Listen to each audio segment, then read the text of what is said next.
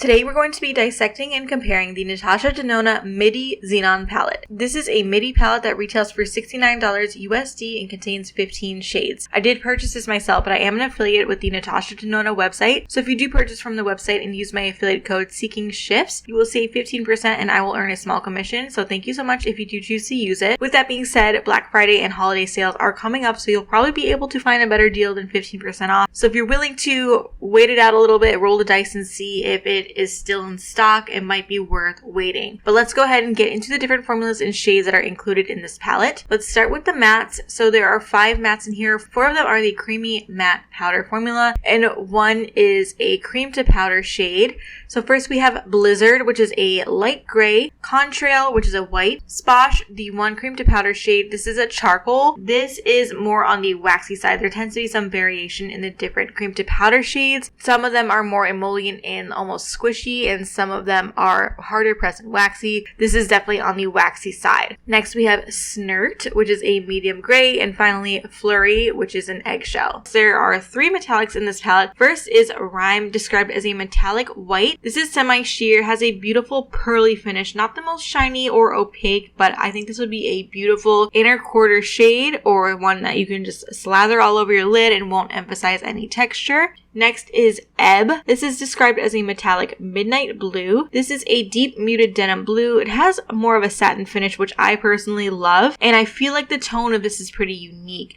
Very desaturated and almost has some grunge to it. This is one I would use in place of a matte. And then finally we have Night Sky, described as a metallic black. This is more of a satiny finish, just like Ebb, and I'm so excited about this one. I was actually looking for a single satin or metallic of just plain black eyeshadow, specifically for layering multichromes or sparkly eyeshadows over. So I feel like they always look better over a shiny base, so I was so excited to see this in the palette. But I do think it's an interesting choice to include a black metallic rather than matte, because obviously you're using a black to add depth and a metallic is going to reflect light. Next up we have Sparkling Metallic. This is a new formula that was introduced for this palette. What is a sparkling metallic? That's a great question.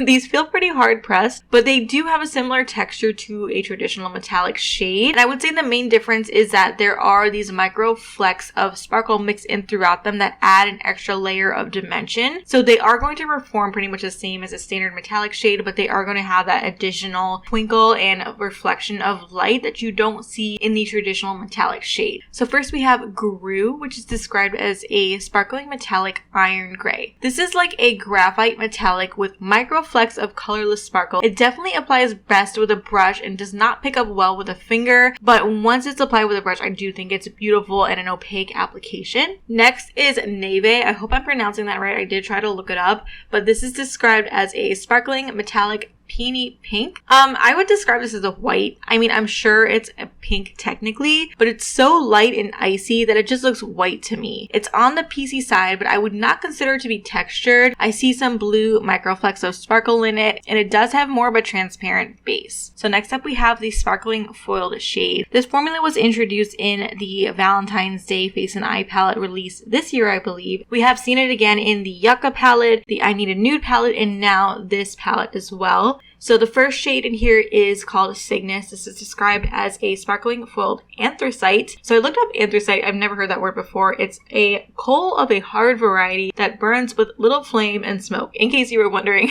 But yeah, I would describe this as like a coal, or just like a black, I guess. Has a high concentration of sparkles. I do have a few black sparkly shades like this in my collection, but compared to those, Cygnus is more soft to the touch, less textured, but no less sparkly. So if you're a fan of this type of shade but you don't want to deal with the dry textured formulas, this is a great one. Next is Super Ionic. This is described as a sparkling foiled silver with multicolored specks. This shade has a lot going on that you don't necessarily see just from looking at it in the pan. It's a silver that has blue, purple, pink microflecks of sparkle, and it's so subtle yet complex at the same time. Basically, it's not your average silver. Finally, we have Skift, described as a sparkling foiled light medium champagne.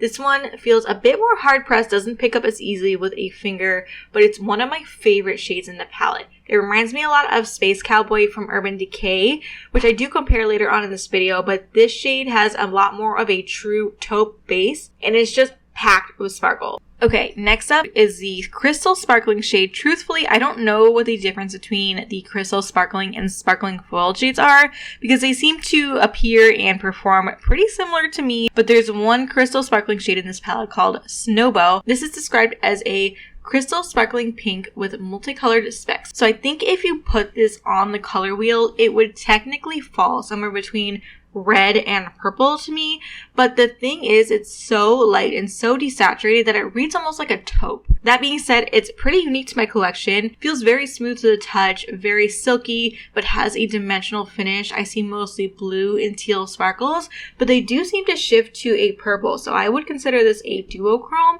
even though it's not labeled as one. Okay, and then the last formula we have in here is the Sparkling Wet formula. There's just one shade, and we first saw this formula introduced in the I Need a Nude palette, which is the last Midi palette that was released, and the one Sparkling Wet shade in this palette is called Stellar. Stellar is described as a Sparkling Wet Effect White. This to me is like the standout shade of the palette. This is what I wanted the Sparkling Wet Effect shades to be in the I Need a Nude palette. It has a completely transparent base, and it's just packed with all of these wet looking micro sparkles. It is so dimensional. It catches the light in a million ways, and you can really sheer it out or layer it on. It is absolutely stunning on the eyes. Like, I'm going to be reaching in this palette all the time to use this as a topper shade. I love how thin and smooth it is while still being so sparkly. It's just absolutely gorgeous. So in terms of full palette comparisons, I didn't have too much overlap that I thought was worth taking a look at, but I do have a few. So the first comparison I wanted to take a look at is the Midi versus Mini Xenon palette. So this is a 5-pan palette that has 4 mattes, whereas the Midi Xenon has 15 pans and 5 mattes. So if you're looking for those cool tone mattes, you're going to get a much better bang for your buck with the Mini Xenon palette, especially since it does honestly have a better range of light to dark. I mean, it has a true black and it has that really pale off-white shade. So at a fraction of the price, if you're only interested in adding those really cool tone mattes to your collection, I would say go for the Mini Xenon palette. Next up, I wanted to compare the Viseart Cool Mattes. This is one of my favorite palettes of all time. If you watch my other videos, you've probably heard me talk about it a million times. I love this palette. Again, if you're looking for those cool tone mattes, this is going to give you a much better value for your buck. I mean, it has overlap for most of the mattes in this palette, and then you get some of these more muted, colorful shades as well. So I think if you are just looking to add some cool tone mattes to your collection, I love the Cool Mattes palette. I've hit pan on multiple shades in there I reach for constantly. Finally, the Biba palette has a row of cool tone mattes in it. So I wanted to compare those to the mattes in the Xenon palette. And as you can see, the mattes in the Biba palette are a lot warmer tone.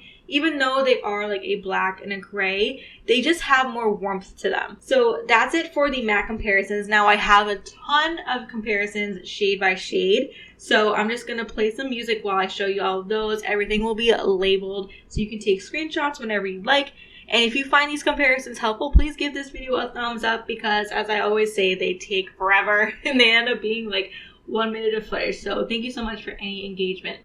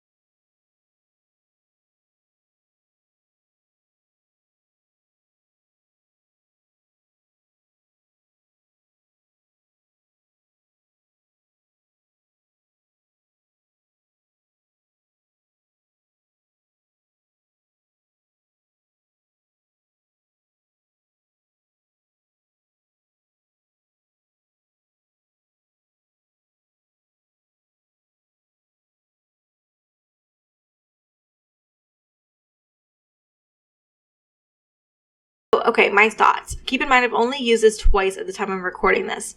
As someone who very much buys into the Natasha Denona universe, I have for years, I find this adds a lot to my collection.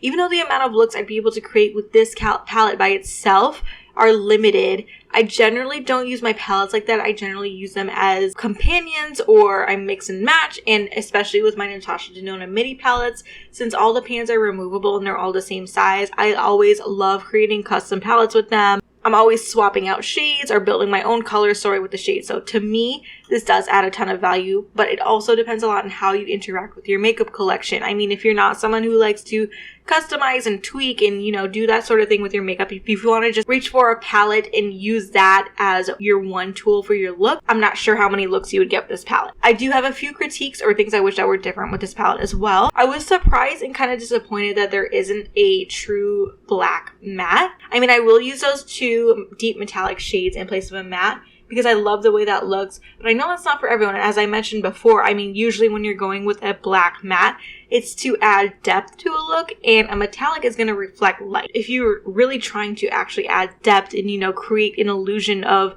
shadow, a metallic is not going to do that. For me, I don't really care. I just like to experiment, create fun, easy looks, so I'm not really concerned about creating an illusion or anything like that, but again, everyone's interaction with makeup is going to be different. I also wish one of these really light shades was a cream to powder. I think that would be a great addition to the palette and an interesting diversion of texture. I think we could have had a little bit more variety. Like, for example, you can create the effect of the shade Cygnus by layering one of the white sparkly shades over one of the deep metallics. You know what I mean? So I know layering is not for everyone, so it's going to be a preference thing, but I do think that maybe we could have stayed within that curated theme while also having a bit more variety. But honestly, every Natasha Denona palette is like that. There's always a little bit of redundancy, and I know that, and I go into it knowing that. So I kind of knew to expect that. If that's a deal breaker for you, there are plenty of other cool tone palettes out there. So as for wear time, creasing, and all that, I'm not the person you want to go to for that, because I'm somehow blessed with the world's most unproblematic eyelids. Like, I really never get any form of creasing or wear time issues unless the eyeshadow is extremely emollient, in which case I always bring it up, because if it creases on me, it's probably going to crease on 99% of people. Like I've said, I've used this palette twice, haven't had any issues with wear time. Don't use me as a reference. I would say wait for more reviews, especially reviews that come out over time when people have a chance to do multiple looks and who have similar experiences with eyeshadows as you. So I'm going to link the palette below. Some of those links may be affiliate links, meaning I will earn a small commission if you purchase from it. Thank you so much if you do use those links. It's a free way to support my channel and will allow me to make more videos like this to help with purchasing decisions. Let me know if you plan to pick this up or if it's going on your wish list. But that's going to be it for this video. I hope you liked it. I hope you found it helpful. If you did, please give it a thumbs up. Please subscribe to my channel if you're not already. And other than that, I'll see you in the next one. Bye!